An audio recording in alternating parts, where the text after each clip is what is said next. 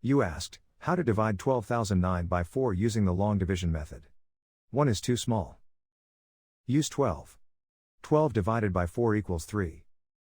3 times 4 equals 12. 12 minus 12 equals 0. Bring down 0, making 0. 0 divided by 4 equals 0.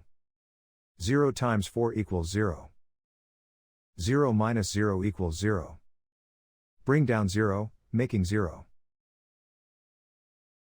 0 divided by 4 equals 0. 0 times 4 equals 0. 0 minus 0 equals 0. Bring down 9, making 9. 9 divided by 4 equals 2. 2 times 4 equals 8. 9 minus 8 equals 1.